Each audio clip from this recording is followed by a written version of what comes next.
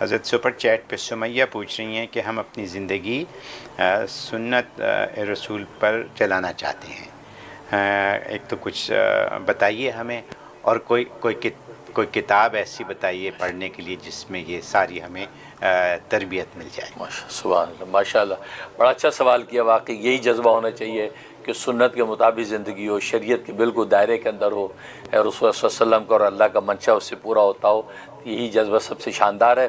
اس کے لیے کتاب نوٹ کر لیں، میرے دادا پیر ہیں جو حضرت حکیم الامت مجدد ملت مولانا شبلی علی تھانوی رحمہ اللہ تعالیٰ کے جلیل القدر خلفاء میں سے ہیں۔ حضرت ڈاکٹر عبداللہ عارفی قدس سرہ کراچی کے اندر ہوتے تھے، کراچی کے گویا کہ کتب تھے، بہت اونچا مقام اللہ نے ان کو عطا کیا تھا۔ ان کے مجلس میں بڑے بڑے محدث مفسر مجاہد ان کے مجلس میں آتے تھے اور جو اہل دل بن کے چلے جاتے تھے، بہت اونچا مقام۔ ان کی کتاب اسوہ رسول اکرم صلی اللہ علیہ وسلم، یہ اردو میں بھی ہے، انگریزی میں تک بہت سی زبانوں میں آپ کو مل جائے گی۔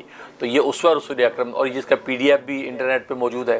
تو یہ کتاب آپ جو ہے اس کی تعلیم شروع کر دیں گھر میں، روزانہ عشاء کے بعد جو ہے 10 منٹ 5 منٹ اس کی تعلیم کریں، خود اس کو اسٹڈی کر مطالعہ کریں، اس میں زندگی کے ایک ایک سنت، نمازوں کی سنت ہے، کون سی صورت کون سی رکعت میں کیا پڑھنی، کون سی نماز میں کون سی صورتیں پڑھنی، یہاں تک لکھا ہے۔ تو باقی شب و روز کی کھانے پینے اٹھنے بیٹھنے تھی کہ انسان کے وضع قطع کے لباس ملبوسات کی ایک ایک سنت، تو ماشاءاللہ کمال کی کتاب ہے اسوہ رسول اکرم۔